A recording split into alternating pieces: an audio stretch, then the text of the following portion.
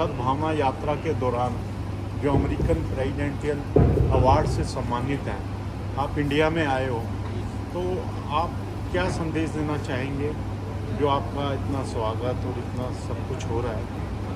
देखिए, दरअसल ये जो स्वागत हो रहा है, ये स्वागत मेरा नहीं है, ये स्वागत भारतीय संस्कृति का है।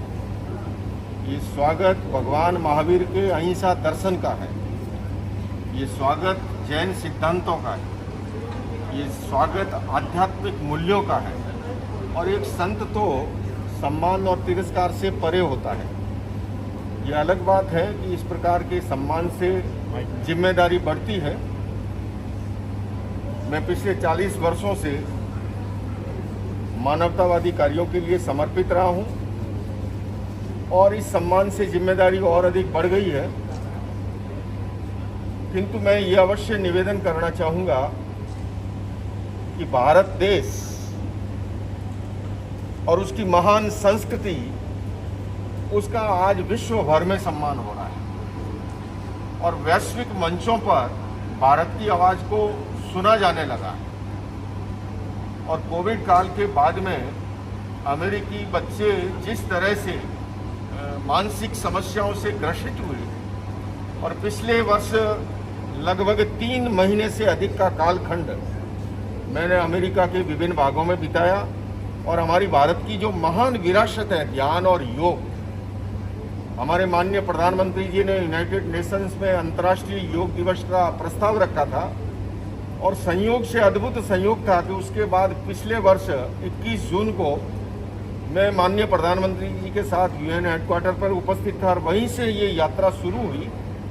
अगले दिन अमेरिकी राष्ट्रपति जो बाइडेन ने व्हाइट हाउस में आमंत्रित कर रखा था और आखिरी कार्यक्रम शिकागो में वर्ल्ड रिलीजन पार्लियामेंट, जिसके ओपनिंग सेशन का स्पीकर था, जिसे स्वामी विवेकानंद जी ने 1893 में संबोधित किया था। तो ये स्वामी विवेकानंद जी से हम उस बात को लें और मौजूदा समय में भारत की महान विरासत के प्रति लोगों का आकर्षण बढ़ा और कोविड काल के बाद में जिस तरह से ज्ञान, योग, आयुर्वेद, नेचुरोपैथी, ऑर्गेनिक, जैन जीवन शैली, जैन लाइफ स्टाइल, उसके प्रति एक नया आकर्षण पैदा हुआ है। वेलनेस अपने आप में एक बहुत बड़ा उद्योग बन गया है और मैं समझता हूँ ये सारे धर्मगुरु आने वाले समय में बहुत बड़ी भूमिका निभा पाएंगे, क्योंकि दुनिया को इसकी जरूरत है और दुनिया को अब ये समझ में आने लगा है कि भारत की ये जो महान विरासत है इसका क्या मूल्य है।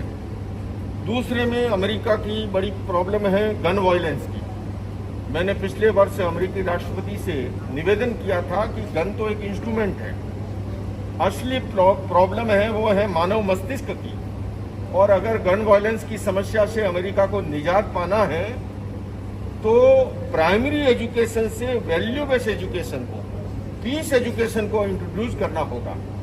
और यूनाइटेड नेशंस में भी मैंने उस बात को रखा और वहाँ के under secretary general Lorenzo Francisco ने उस बात को ध्यान से सुन करके उसके लिए कमेटी और उस पर कार्य शुरू हुआ है। मैं इतना ही निवेदन करना चाहूँगा कि बदलाव केवल उपदेश से नहीं आता है, बदलाव प्रयोग से आता है।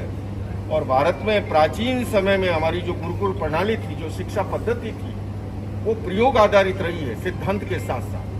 मॉडर्न एजुकेशन सिस्टम केवल हमारे लेफ्ट हेमिस्फीयर को जगा रहा है, जो कि बायां मस्तिष्क के लिए रिस्पॉन्सिबल है, किंतु हमारा राइट हेमिस्फीयर जो इंट्यूशन पावर के लिए रिस्पॉन्सिबल है वो सोया पड़ा है। आज संतुलित और सर्वांगीण विकास की जरूरत है। वर्तमान की शिक्षा प्रणाली शारीरिक शिक्षा पे ध्यान दे रही है, बौद्धिक शिक्षा पे बहुत कुछ ध्यान दे रही है, किंतु mental development and emotional development जरूरी है। तो उसके लिए पीस एजुकेशन का कार्यक्रम और भारत का पहला विश्व शांति केंद्र इसी के लिए तैयार हो रहा है दिल्ली एनसीआर में, गुरुग्राम के सेक्टर 39 में, जिसका इसी साल उद्घाटन होना है।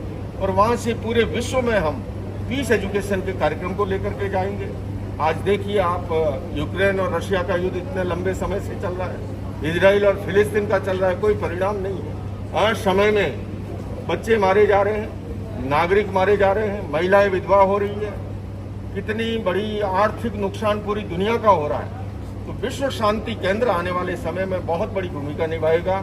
और मैं आपको एक ब्रेकिंग समाचार न्यूज़ दे रहा हूँ कि अमेरिका में न्यू जर्सी शहर में 30 एकड़ भूखंड के अंदर पहला विश्व शांति केंद्र वहां स्थापित होने जा रहा है। और पूरी दुनिया में जहां पर भी कॉन्फ्लिक्ट होंगे, जहां पर समस्याएं होगी, वह केंद्र उन वैश्विक समस्याओं के समाधान के लिए भूमिका अदा करेगा।